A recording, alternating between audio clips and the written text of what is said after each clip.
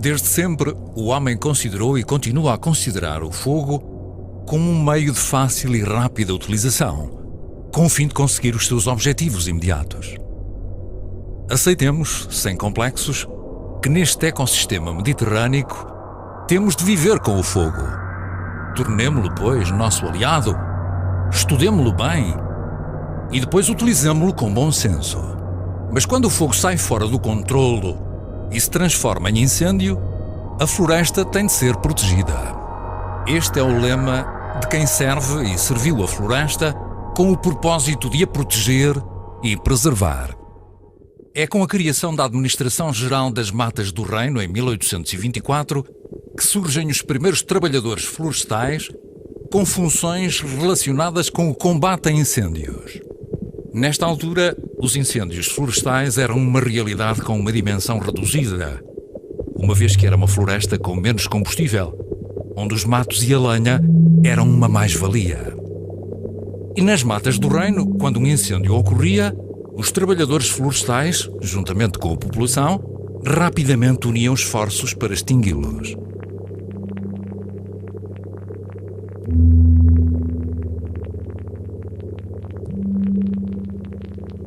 Vivia-se numa época em que a floresta era origem de recursos para a sinergética, agricultura, pastorícia, construção civil, combustível industrial e doméstico. Os mestres e os guardas florestais surgem como as principais figuras de vigilância, proteção e combate a incêndios.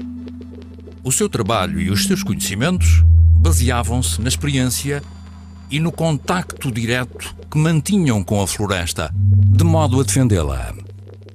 A água era de difícil acesso e poucas vezes utilizada, e o combate era baseado na forma como se percepcionava o comportamento do fogo, a sua interação com a vegetação, a sua propagação, a influência dos ventos, a dinâmica dos combustíveis. Pois era com esse conhecimento empírico que se utilizavam as ferramentas manuais e o contrafogo para fustigar o incêndio.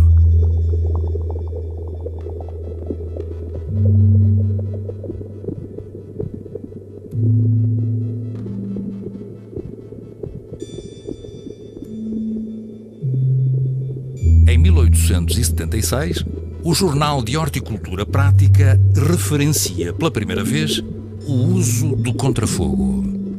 Para se lançar o contrafogo, vê-se bem qual é a direção do incêndio. E diante dele, em toda a sua largura, num ponto em que já exista um obstáculo natural, como um caminho ou aceiro, uma parte da floresta limpa de mato, acumeada de um monte, deita-se fogo, tomando todas as precauções para que não recue nem se propague em diversas direções. Quando o incêndio chega ao lugar em que o contrafogo tudo destruiu, encontrando o arvoredo carbonizado e o solo coberto de cinza, extingue-se por si mesmo. Empregando este recurso, atacando-se o fogo pelo fogo, tem-se vantajosamente defendido imensa superfície arborizada. Em 1916, o jornal O Século ilustra este processo num artigo intitulado Um fogo no Pinhal de Leiria. A fase culminante da batalha é o contrafogo. Abre-se um aceiro largo, lança-se lume, bem estendido, do lado onde lavra o incêndio. Este novo fogo vai ao encontro do outro. Avançam ambos velozes, rosnam cóleras tremendas, chocam-se com estranho estampido e ambos expiram numa explosão medonha, indo as últimas línguas de fogo e rolos de fumo desfazer-se bem alto na atmosfera. Segue-se então um brusco silêncio de morte. Se o mar encrespado, bramindo furioso, se estagnasse de súbito num lago dormente, não nos chocaria mais brutal impressão de contraste. Em 1921, o Manual do Mestre e do Guarda Florestal diz: emprega-se às vezes o contrafogo, que consiste em opor o fogo ao fogo. ateia-se propositadamente o fogo em outro ponto do pinhal, de maneira que vá ao encontro do primeiro. Quando os dois fogos se encontram, há uma espécie de luta entre os dois, luta que acaba por fazer com que ambos, como que cansados, diminuam a violência, apagando-se por fim.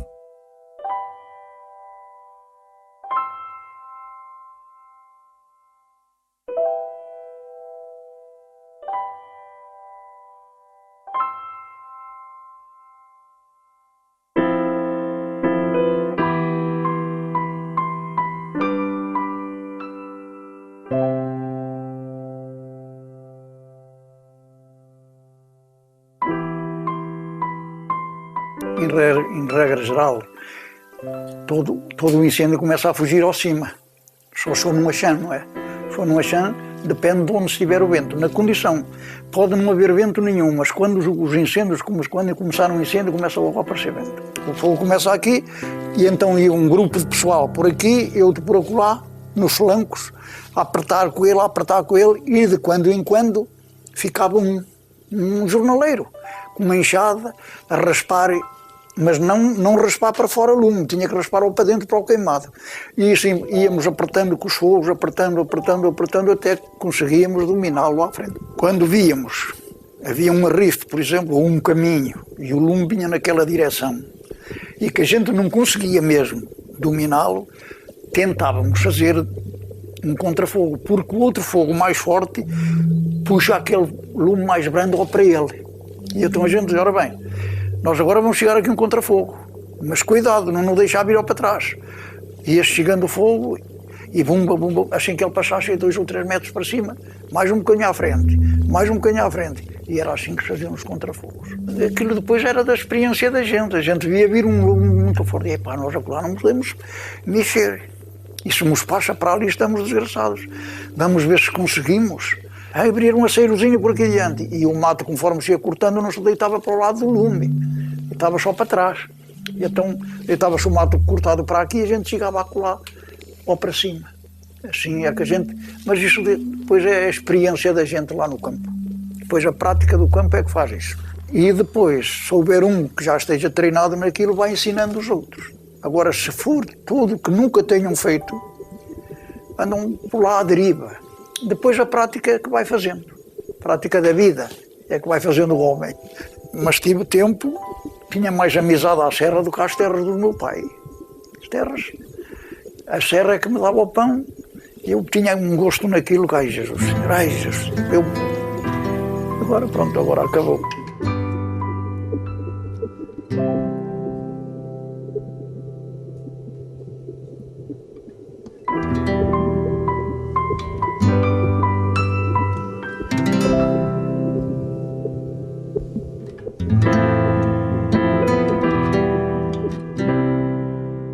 Os anos 30 e 40 são marcados por uma forte atividade dos serviços florestais, com a criação do Plano de Povoamento Florestal, que previa, em 30 anos, arborizar 420 mil hectares, estabelecer 125 viveiros, construir 940 casas de guardas e 140 postos de vigia. Os serviços florestais apostam na hierarquização e disciplina dos mestres e guardas florestais, com funções na floresta, caça, pesca, silvopastorícia e incêndios florestais.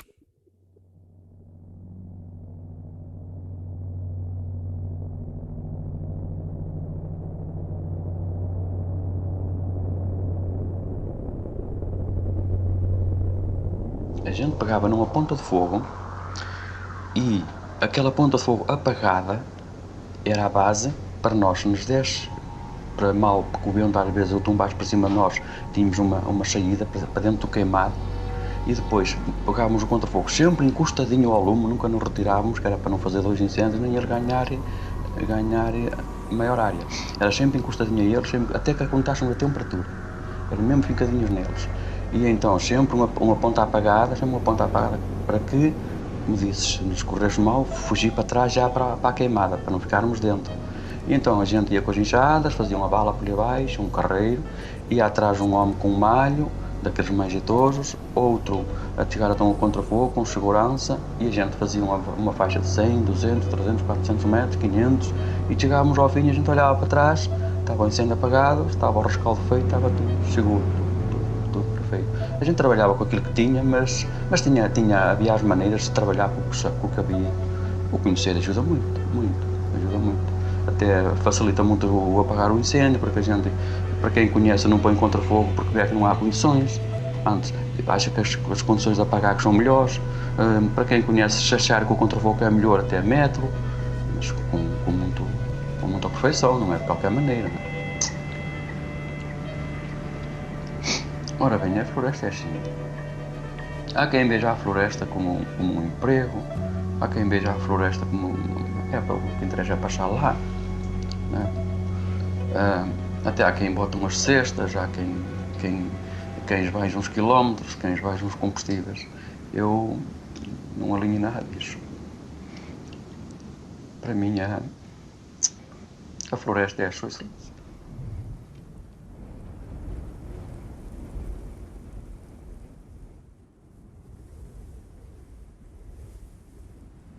Também já ouvi dizer que, por brincadeira, que eu que dizia que antes queria que os colares tinham uma perna de uma árvore. Então, isto na brincadeira, não é? Não tenho culpa de ser assim.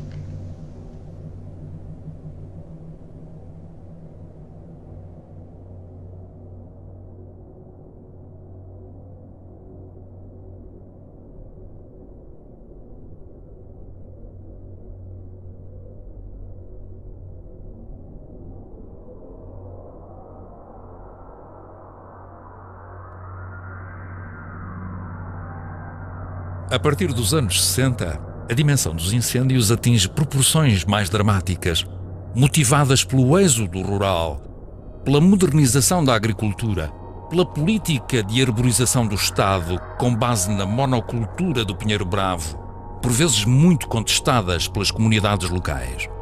Estas modificações refletiram-se no desenvolvimento de uma floresta com mais combustível, mais vulnerável, mais contínua e menos compartimentada.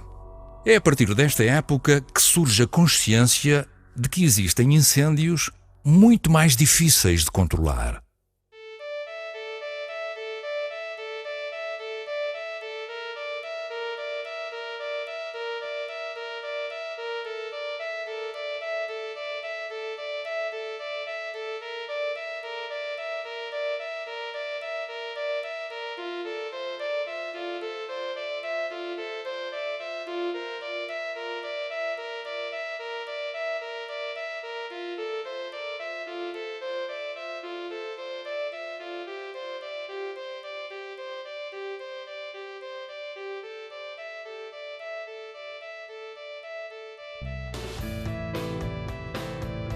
Os antigos guardas florestais, portanto, tinham efetivamente uma experiência muito grande nessa área e, portanto, eu comecei a aprender com eles. A maior força de trabalho, digamos, no combate aos incêndios florestais estava, efetivamente, no número de pessoas que tínhamos, que eram profissionais dos serviços florestais, nomeadamente dos jornaleiros, e que eram pessoas que eram depois chefiadas pelos guardas. Primeiro, portanto, analisava-se as condições atmosféricas, o vento, todos esses fatores, os fatores climatéricos, tudo isso. Eram métodos mais empíricos, mas o que não há dúvida nenhuma é que a experiência deles, portanto, eles sabiam qual era o momento certo e também porque conheciam as regiões muito bem, sabiam onde é que estavam as janelas de oportunidade e quando eles, efetivamente, passavam a ter confiança em nós e já diziam, pronto, agora és tu, eu quero que isto se faça desta forma, e daí surgiu no meu caso, portanto, acabei por fazer o primeiro, o segundo, o terceiro, o quarto e por aí fora, se bem que sempre com eles ao lado. Até que pronto, chegou a altura que efetivamente eles deixavam de estar e eu partia sozinho para uma situação já sem eles. E nós nessa altura utilizávamos um método indireto, que era efetivamente o contrafogo, não só aproveitando as infraestruturas existentes, nomeadamente os caminhos e outras, mas também com essa gente que tinha a tal robustez física, para com foices roçadoras, com enxadas, com batedores, para abrirmos as tais faixas e depois, a partir da faixa, fazíamos o contrafogo.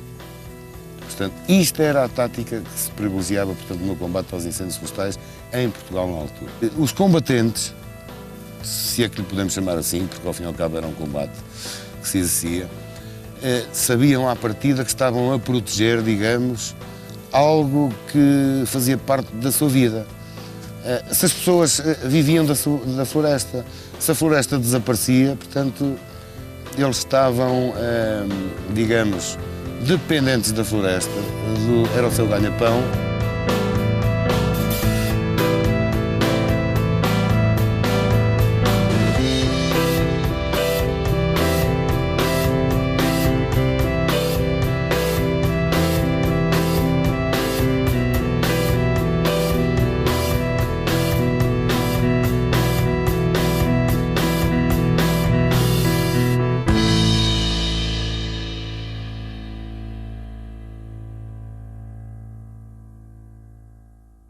É a partir desta data que os mestres e os guardas florestais assumem forte protagonismo no combate a incêndios e no uso do contrafogo.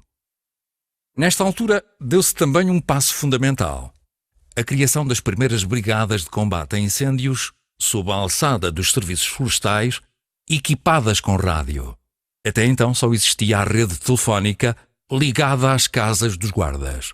Estas brigadas eram compostas por pessoal dos serviços e que, na época de maior perigo, permaneciam em quartéis situados em sítios estratégicos das serras. Quando soava o alerta, embrenhavam-se na floresta e enfrentavam o fogo.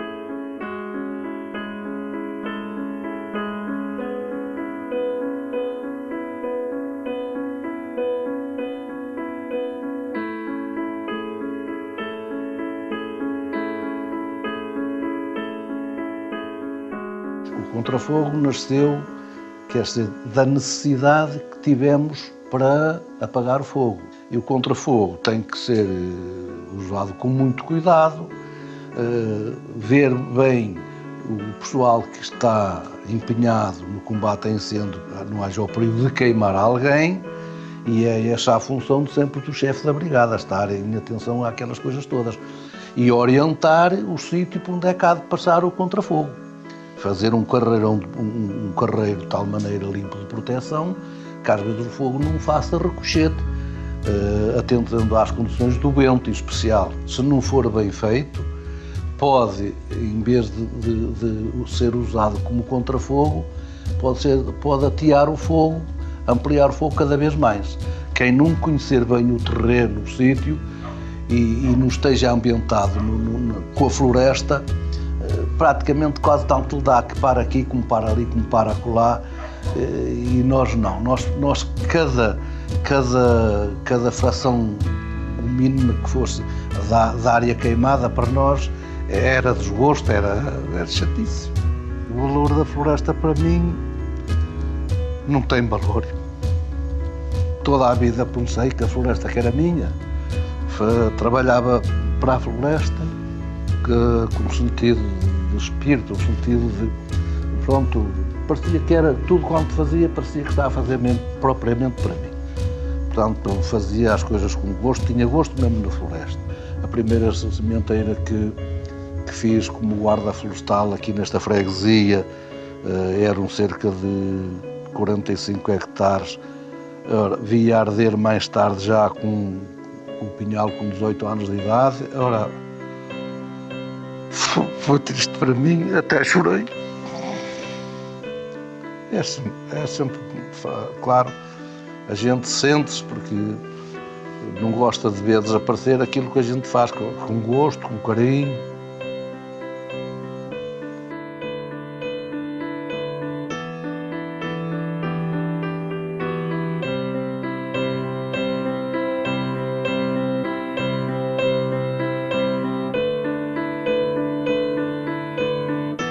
Em setembro de 1980 foi criado o Serviço Nacional de Bombeiros e logo em outubro o Serviço Nacional de Proteção Civil. Em dezembro desse ano, o Decreto Regulamentar 55/1981 veio clarificar as competências das diversas entidades. Os serviços florestais passaram a ser responsáveis apenas pela prevenção e detecção. e aos corpos de bombeiros passaram a competir o combate e o rescaldo. Esta separação total de competências não incorporou, na altura, a experiência e conhecimentos acumulados pelos serviços florestais no combate a incêndios florestais ao longo de mais de 100 anos.